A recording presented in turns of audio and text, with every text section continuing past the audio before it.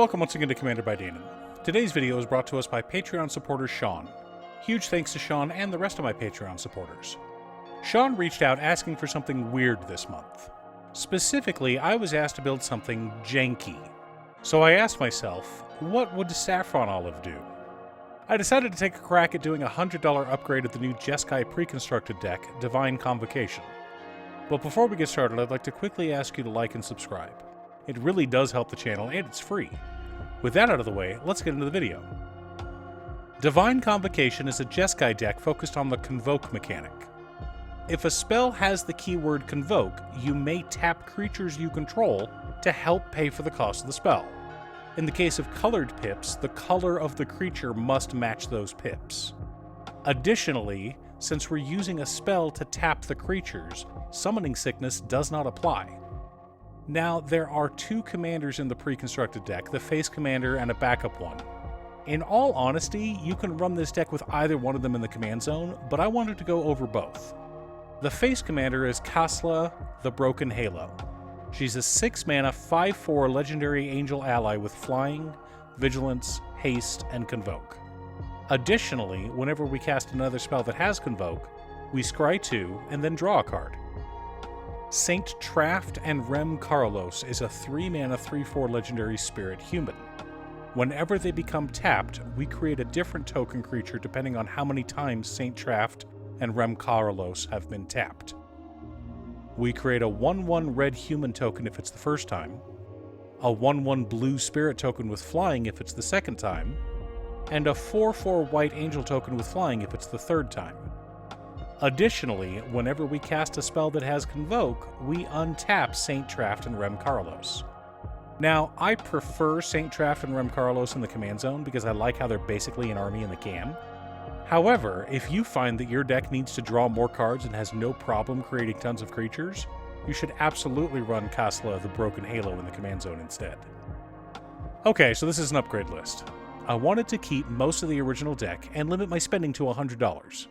We've swapped out 18 cards in total, and I think you'll agree with my choices. Remember, we want our deck to look something like this when we're done.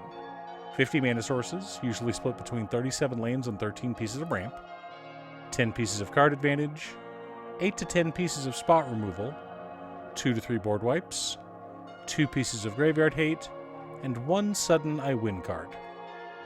Now, to start, we didn't have a lot of ramp in the original list. Only 9 pieces of ramp, and some of them were tied to rolling the planar die. I don't hate Plane Chase, but I'm not going to focus on it in this video. So we'll be cutting Fractured Power Stone, For Izzet Signet, Ichor Elixir, For Boros Signet, and Cultivator's Caravan for Azorius Signet. We won't be adding any more ramp because a massive part of this deck is convoking.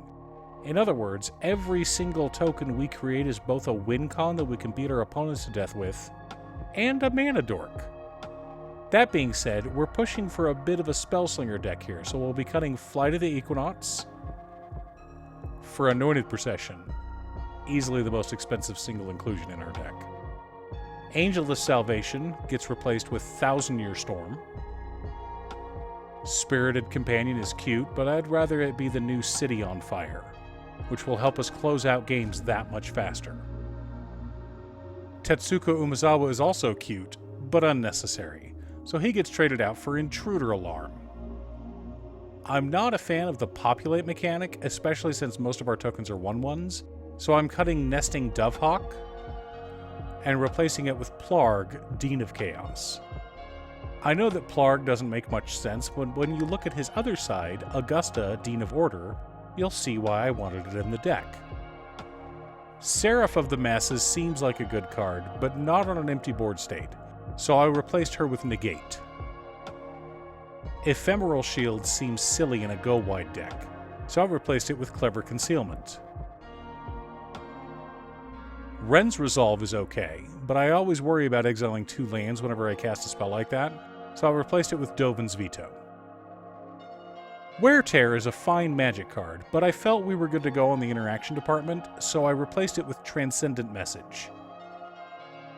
Next up, Deluxe Dragster seems fun, but I'm hesitant to play with vehicles and decks that aren't vehicle-focused. So we'll replace that with Benny Brack's Zoologist. I also wanted to cut one of each basic land and replace them with Shivan Reef,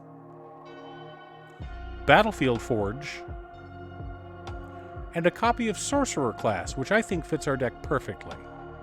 Finally, I wanted to cut Skycloud Expanse for the perfect Sudden I Win card for this deck, Halo Fountain. Now that we have our deck list, let's compare it to our checklist. 47 mana sources split between 38 lands and 9 pieces of ramp. A little light, but remember, every single creature in our deck can be used to cast about a third of our spells, so it's fine.